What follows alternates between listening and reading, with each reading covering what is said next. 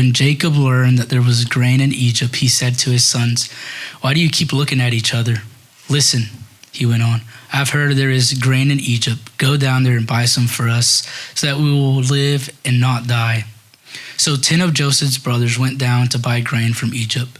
But Jacob did not send Joseph's brother, Benjamin, with his brothers, for he thought something might happen to him.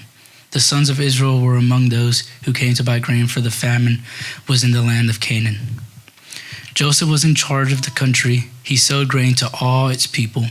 His brothers came and bowed down before him with their faces to the ground. This is the word of God. Years ago, I had a conversation with someone that taught me a lesson that I'll never forget. I was talking to someone that I really loved, who I had been hurt by, and they had acknowledged the hurt that they had caused. I could tell that they truly understood the mistakes that they had made. And at some point in the conversation, they asked, "Will you forgive me?" And everything in me just wanted to say something along the lines of, "It's fine, it's no big deal, don't worry about it, let's just move on and forget that that stuff ever happened." And these are some typical responses you might hear people give when they're asked for forgiveness. I think we've all probably said something along those lines. And I think most people mean well when they say these things. But if you really think about it, when wrong has really been done, like I'm not talking about just like an oversight, you forgot to text someone back or something like that, but when like real wrong has been done, those responses are pretty inadequate. And in that moment, I felt like the Spirit just kind of shut my mouth for a second and let me see the situation from not my discomfort in the moment, but from their perspective. They knew what had happened actually wasn't fine.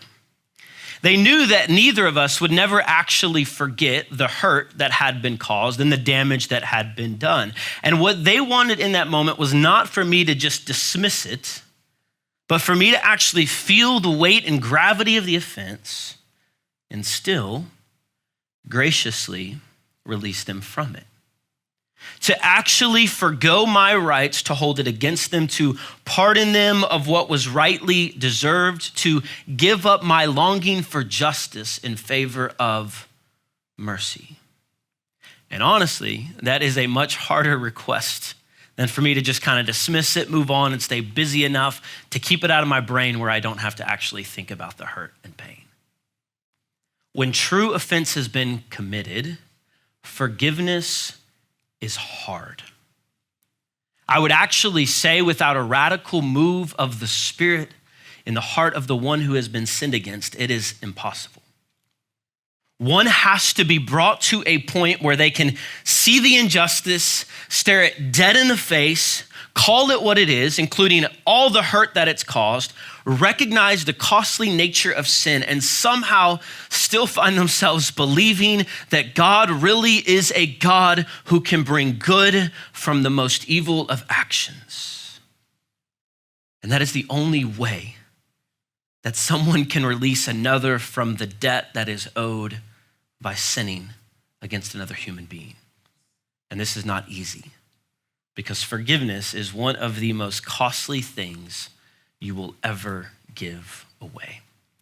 And this is what the story of Joseph and his brothers will show us today. So good morning again, church.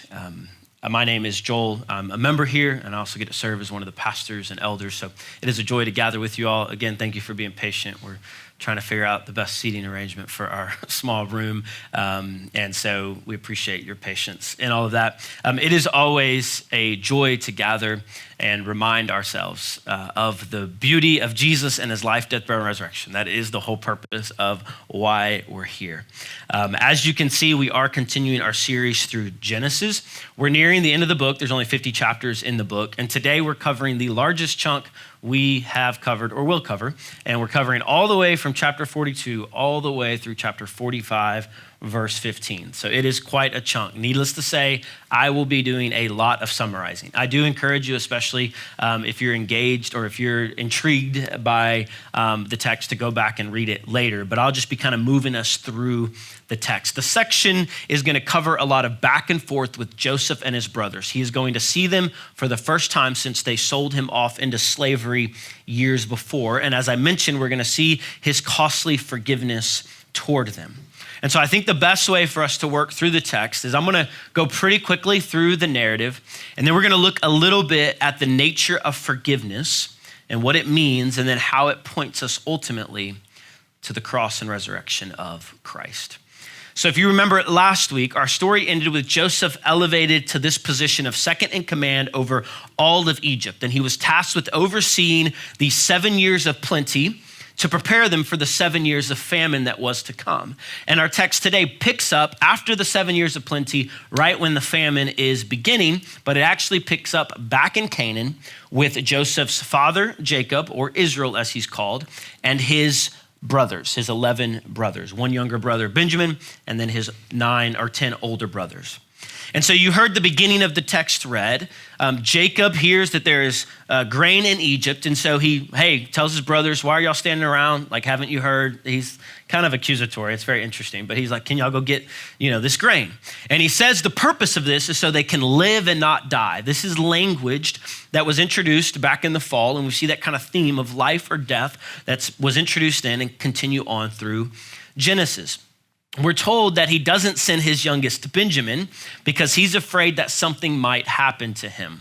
You might remember, Benjamin was the only son younger than Joseph, and both of them were the only sons born by Jacob's favored wife, Rachel, right? I have Rebecca in my notes. It's Rachel, right? Okay, good, cool, look at that. I always get them confused. Anyways, I caught it though. So the 10 sons get to Egypt. They come face to face with Joseph, and as was the custom, they're bowing before the second most powerful man in all of Egypt, probably the known world now in the time of the famine, and they bow as was the custom. They don't even know this, but this is in fulfillment to dreams that Joseph had 20 years prior. We're told that when they come in, Joseph can recognize or discern who they are, but they can't discern or recognize who he is. We've seen this pattern before. We saw it in the Judah Tamar story, and it's kind of revealing on a deeper level something about who's seeing rightly in this situation.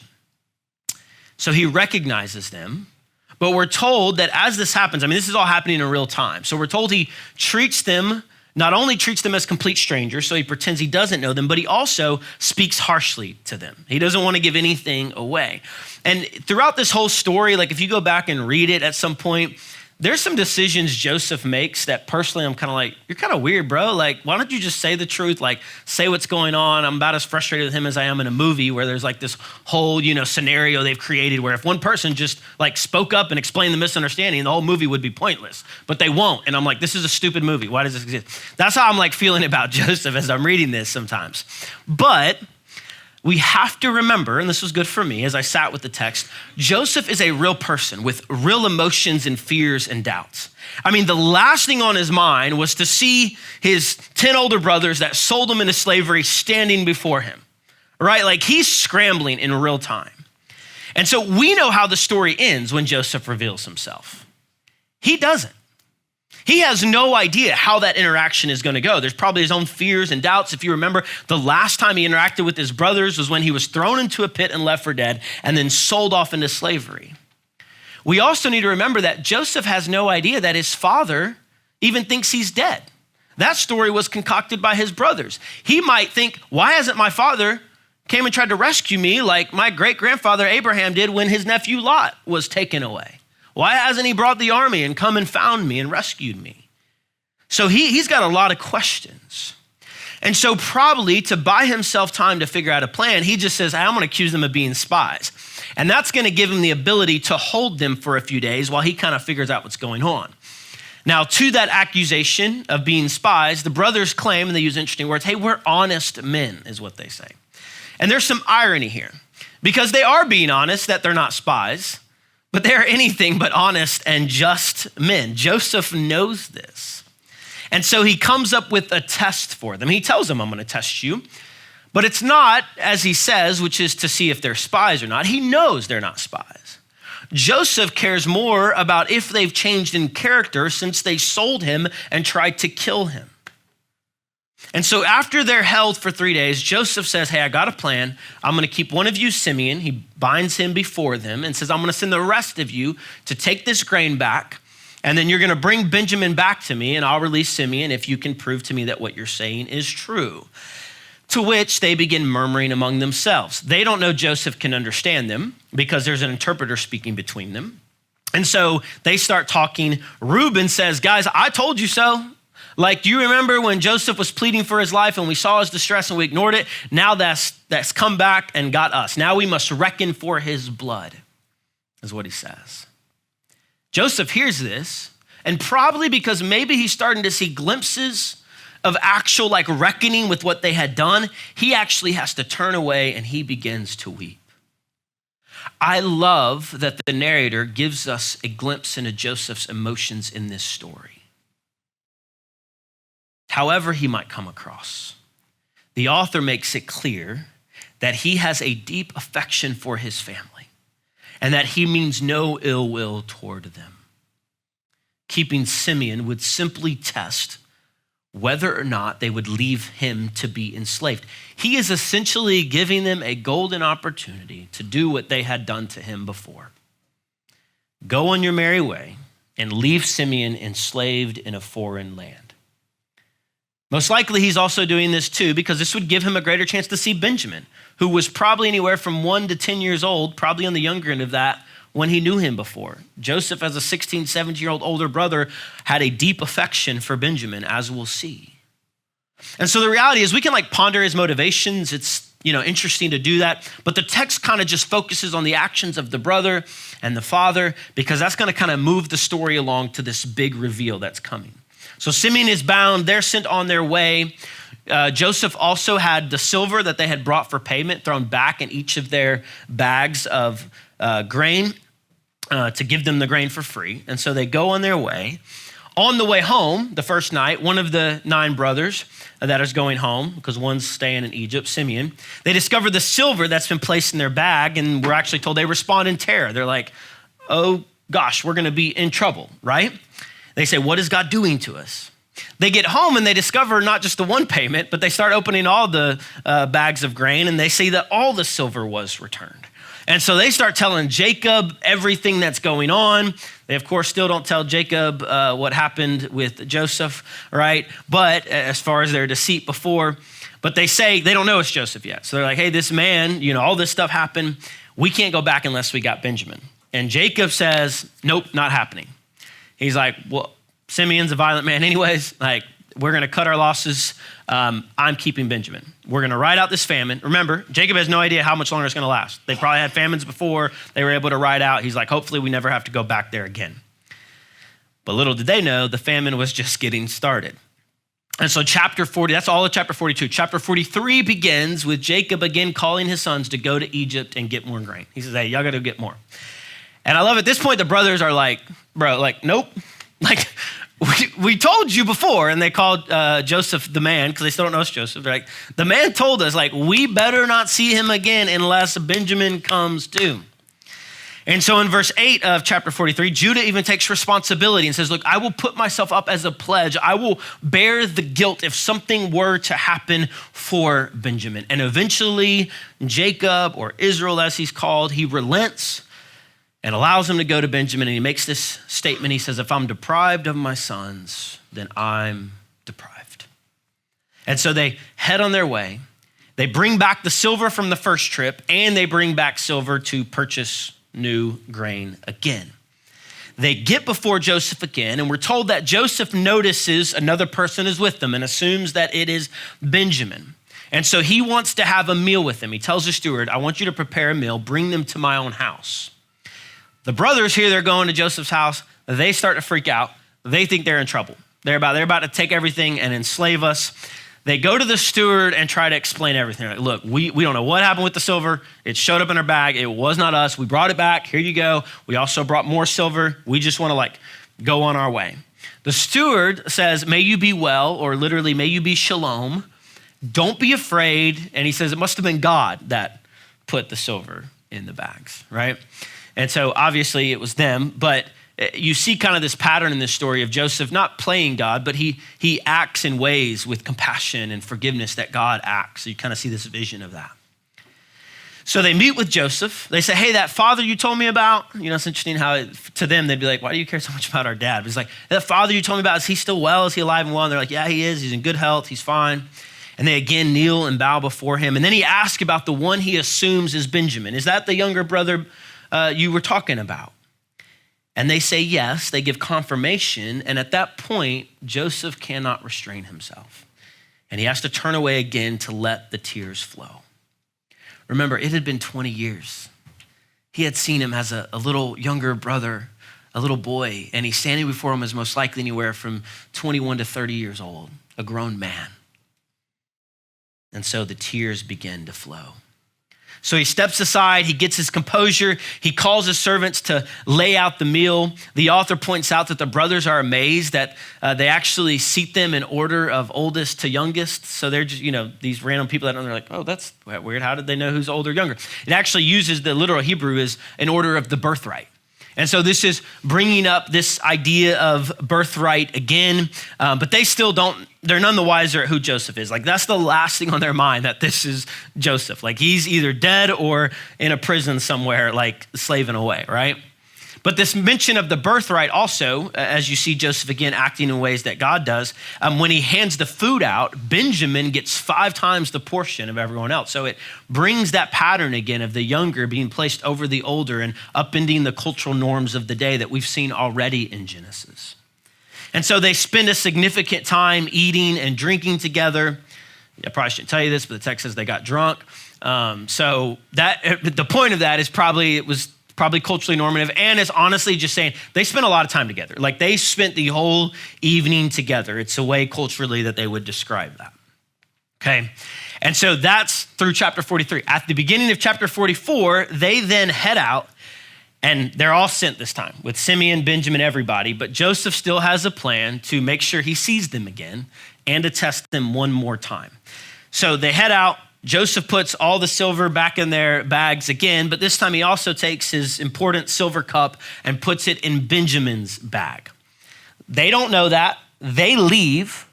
And then what happens is the steward is sent to go chase them down and say, yo, you stole the king or Joseph's cup. And he says, why have you repaid evil for good, right? Which is again an irony because they didn't actually steal the cup. But the statement of repaying evil for good was true. They had done evil to Joseph before.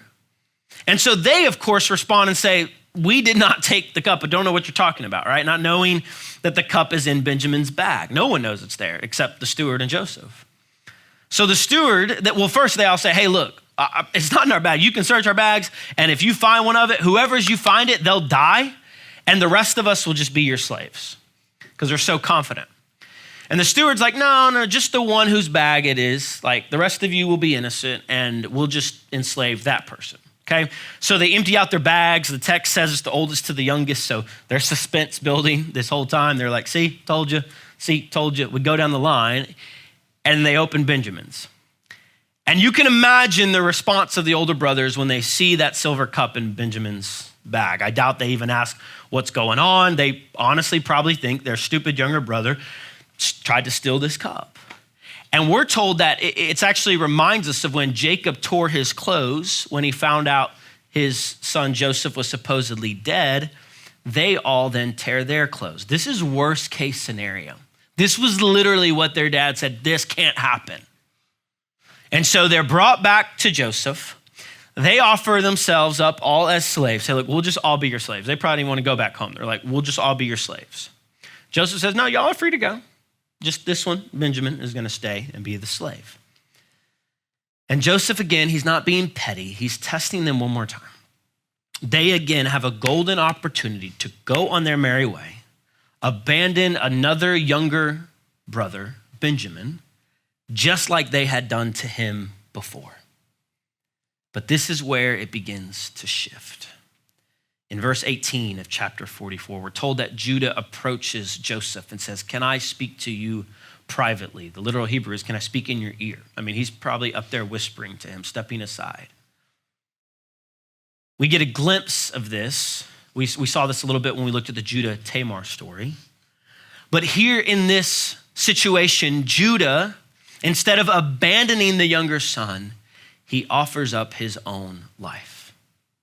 He goes on this long explanation. He says, this would send my father to his grave. I pledged myself to take care of Benjamin. And he says, can I please bear the guilt in his place? Take me as the slave and let everyone else go. And it's at this moment, this passionate plea from Judah causes Joseph to be so overwhelmed with emotion, because he's getting to see a glimpse of their transformation and evidence of that before his eyes. They are unwilling to abandon their brother. And in this moment, Joseph reveals himself to them. Let's read the beginning of chapter 45. Joseph could no longer keep his composure in front of all his attendants. So he called out, send everyone away from me. He gets everyone out of the room, but him and his brothers. No one was with him when he revealed his identity to his brothers, but he wept so loudly that the Egyptians heard it, and also Pharaoh's household heard it. Joseph said to his brothers, I am Joseph. Is my father still living? But they could not answer him because they were terrified in his presence. Imagine their scenario, right? They thought this was, and it is the second most powerful man in all of Egypt, but it's also this brother, right? So they're like reeling at this point. Then Joseph said to his brothers, please come near me. And they came near. I am Joseph, your brother, the one you sold into Egypt. And now don't be grieved or angry with yourselves for selling me here, because God sent me ahead of you to preserve life. For the famine has been in the land these 2 years, and there will be 5 more years without plowing or harvesting. God sent me ahead of you to establish you as a remnant within the land and to keep you alive by a great deliverance. Therefore, it was not you who sent me here, but God. He goes on to tell them to come, bring my father, settle near me in Goshen. We can care for you. I'll provide everything you need. And then he ends by embracing them and kissing each of them. Look at verses 14 and 15. This is where we're going to end covering today. It says, then Joseph threw his arms around his brother Benjamin and wept. And Benjamin wept on his shoulder. Joseph kissed each of his brothers as he wept, and afterward, his brothers talked with him.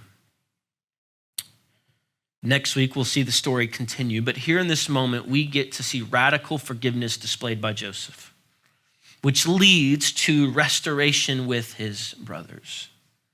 These kisses here are not kisses of deceit, like we have seen before in Genesis among family members. Rather, these are kisses of affection and radical forgiveness and honesty and transparency. They all know in the room what has happened. This is a grand reunion after 20 years of separation. Yes, Joseph had been cared for by God all of these years, but he still desired to be reunited with his family. You can tell he loved them, and he was more than willing to offer them forgiveness for their past sins against him.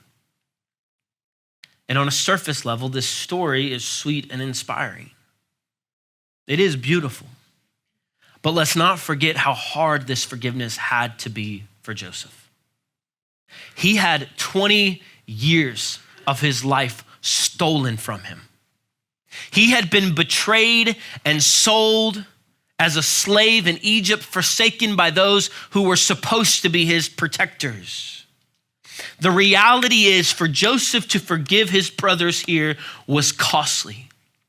He had every right to imprison them or enslave them to pay them back for what they had done. And honestly, if you, or I at least, was watching this story as a movie, this is the moment I would have been rooting for all along. The tables have turned. The one who was sold into slavery now holds all the power. And I would be rooting for them to get what they deserve. I want vengeance enacted. They need to pay for their crimes. But Joseph forgoes that. And maybe I would even be okay with like the, benevolent, powerful one letting them off. But I at least want them to really recognize what they've done. Like Like I need you to at least send them on their way. Like they don't need to be like near you, right? Like send them off in shame and we're good.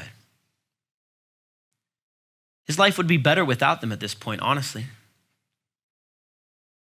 It will cost him greatly to invite them to come live near him. Not only like monetarily, but emotionally. See, Joseph could not offer this kind of costly forgiveness without already having done the work with God. I promise you, this goes much differently if Joseph had not already wrestled through this with God. Forgiveness is releasing someone of their debt, and no human can fully do this without really believing in their bones that God can actually take what's intended for evil and turn it to good. To the point that Joseph can tell his brothers, and he's not lying here, that ultimately it wasn't them who sold him into slavery, but God. You don't get to say that unless you're in Joseph's shoes. We don't get to claim that for him. That's bad, like not helpful, just so you know.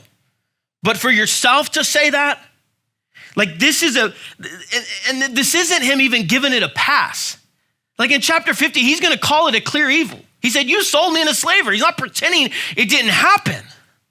But somehow by God's grace, he had been brought to a point in his journey that he believed that God was orchestrating something beautiful through his selling into slavery. And since he had allowed God to take his grief and pain, since he really believed that God had made him fruitful in his land of affliction, he no longer felt the need to cause his brothers to feel that pain that he had experienced, because he was no longer holding on to it. And this belief enabled him to give incredibly radical and costly forgiveness to his brothers. See, when we really think about forgiveness, it is so costly. It is undeserved. By definition, there is no one who deserves forgiveness. If you forgive someone because they've earned their way back, that is not forgiveness. They pay the debt through earning their way back.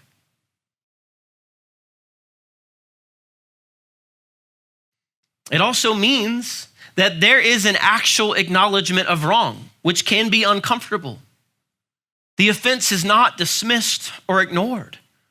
The pain is not pretended that it didn't happen. Let's pretend nothing happened. It's no big deal. See, this story presents radical truths about forgiveness and shows us a path that is different than what this age has to offer us. Typically, we're only given two options when it comes to forgiveness. And even in the church, we've borrowed ideas from the world. One message is just simply let it go. Forgive and forget. Pretend it didn't happen. Jesus said 70 times 7, so let's just take that out of context and let the abuser continue his or her actions. Let people keep being harmed in the name of forgiveness. Let's just, pretend it didn't happen. Look the other way when harm is being done.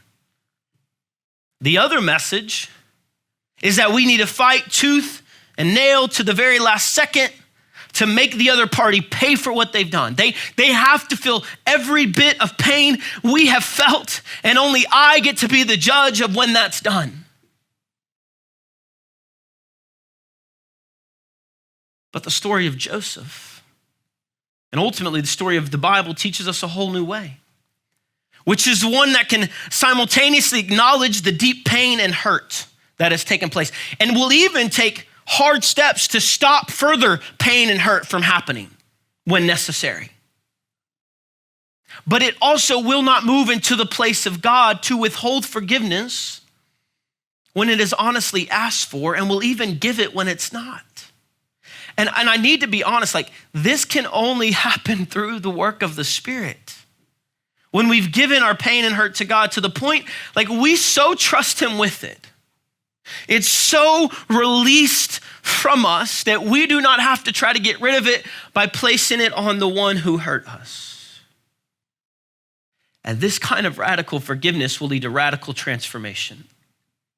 Listen, I have never met anyone who has been either on the giving or receiving end of true forgiveness that has not left changed, because it is costly. See, the reality is this story isn't just all rosy. It doesn't just end with a hug and a sweet memory of reconciliation. And if you've ever tried to restore a fractured relationship, you will know the work it takes. There might be a tearful embrace of reconciliation, but after lies a long road ahead of multiple awkward conversations, many painful reminders of past betrayal and future disappointments that await all parties involved. We'll even see this much later in the book of Genesis as the book ends. We'll see that his brothers really don't believe that he's forgiven them. After their dad dies, they say, all right, Joseph's gonna finally come after us. This is what he's been waiting on. And Joseph has to say again, look, I was serious. Don't put guilt on yourself that I'm not even putting on you. I promise you. And he comforts them and speaks kindly to them. See, if we're not careful, we can take this story and make it a cute little primer on forgiveness. Let's just find 5 steps to forgive, and we're all going to be great Christians moving forward. The problem is if we do that and we try to stitch this onto every situation, there's a variety of different types of hurt and pain and different levels of that. If we try to just stitch it onto every scenario, one, we're probably gonna do great damage to people, and we're probably gonna give some really poor advice along the way. It's also, if we're not careful, gonna just place a new law on people that they're unable to bear. Well, just make sure you forgive and forget. Just move on. See, ultimately, this story is not about 5 steps to forgiveness and much more about a radical picture and foreshadowing of a much greater and costly forgiveness than Joseph could ever give. I firmly believe this. The only way we will be able to ever forgive much, because it's real hurt, and I know some of you carry much of that. And the only way we'll ever be able to forgive much is to stare deeply into the face of the one who has forgiven us. This story is pointing us forward to a true and better Joseph, who will not hold the sins of man over them, but will forget them. We're told as far as the east is from the west. It points us to a true and better Judah who offers himself up as a pledge to protect his younger brothers and sisters. See, Jesus is the only completely innocent one who was sinned against. And he had every right to hold guilt over the heads of humanity for their crimes, make them pay. But he willingly chooses to bear that guilt on himself. He takes on flesh. He's the younger brother who traveled miles to come to us. After years of distance and separation that sin had caused, he comes unto his own and they don't recognize him. They don't want anything to do with him, but he still comes and he seeks us out. And through his perfect life and his sacrificial death, he bears the cost of true forgiveness. See, true forgiveness could not pretend that humanity had done no wrong. Just read the story of the Bible. Look around at history. Humans hurt each other. The relationships are fractured, like nations are fighting nations and individuals are fighting individuals. Sin has destroyed time and time again, harming not only our relationship with each other, but our relationship with God.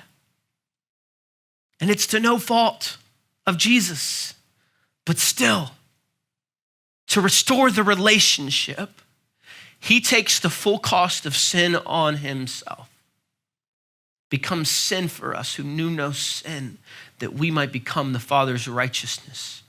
This honesty that the brothers claim, that's the root word there, righteousness, justice. We receive that even though we are the dishonest ones. And through his work, he becomes both just and the justifier of the ungodly. My brain can't even fully wrap my mind around that concept. How are you both merciful and just? But it's through his work. Through the empty tomb, he undoes the curse of sin and removes its power. And for all who trust in him, he offers radical forgiveness at great cost to himself. The work is done. What do? Believe the good news. Jesus really did live the perfect life. He really did die the sacrificial death. He really did resurrect and put to an open shame all the powers of darkness. And when we begin to see this and stare into the face of the Savior of the world crucified for us, we cannot do that and not leave changed. That is the path to transformation. And it leads to the reunion of many sons and daughters. And here's the thing, the family that God is restoring is greater than any earthly family you can imagine. Our stories don't always end like Joseph's. Some of our families will never look like this on this side of eternity.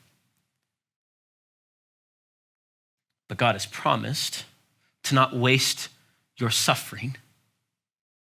We've been told that he's going to prepare a home for you. And he will return and he'll wipe away all tears, and somehow all the grief and the pain and the brokenness and the suffering will somehow be turned on its head to work a greater glory in the end. And we will have an eternal family of union and joy with God at the center. So what do? Trust that he sees you and he hears you. He is not minimizing your pain or your hurt or your brokenness, but he is in control. He's not just empathizing with you, he's doing something about it. Believe that the grace and forgiveness he offers you is enough. Don't be like Joseph's brothers who still believe there are strings attached. There's gotta be an ulterior motive behind this idea of forgiveness that Joseph is offering us, and that's often how we treat God. There's no way. We are way too quick to assume that God doesn't really mean it when he said he remembers our sins no more. That can't be true, God. We'll take advantage of that. No one can believe that, or else they'll just do whatever they want. We're way too quick to believe that there's still more debt we have to pay, more work that we have to do to earn our way and keep ourselves in God's good favor. Church, this is a lie straight from hell. That is not Christianity. That is not the gospel. That's some other religion. Jesus has paid the cost and bore it himself. You can't do anything to pay that back. He already has. And so what is left for you to do? Rest in the finished work of the cross. And as we believe this, this makes us the most radically forgiving people that exist. It changes us. Back to that conversation I had many years ago. I stole this idea from Kevin. He did it like 4 or 5 weeks ago where he started the story and left everyone hanging. I wasn't here. I was listening on the podcast later, and I was like, you better finish that story. So, he did. So here's my end. As I stared into the eyes of a person that I deeply loved, and by grace alone, the Spirit paused me enough to ponder what he was calling me to say as they asked for my forgiveness. In that moment, led and empowered by the Spirit, I was able to look into that person's eyes, feel the weight of the harm and the hurt, and say, I forgive you. Yeah, wrong was done. Yeah, years have been taken away that I'll never get back. Yes, pain was born. Yes, grief has come like a flood and will probably come again. But God has been faithful. And it's so weird that I can say, like, I would never choose to go through that again. But somehow I'm thankful I did. And God has promised to restore the years that have been lost tenfold over. And ultimately, I have been shown more grace than I'll ever know. So who am I to withhold it? I forgive you. And this is not about me. That could only be done because the 2 and 3 years prior, God had been showing me over and over again how much I had been forgiven.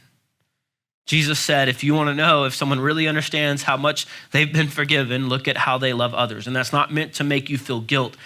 because you find yourself holding a grudge. It is to say, quit trying to white knuckle it. Quit trying to just make yourself forget it and move on and bury it.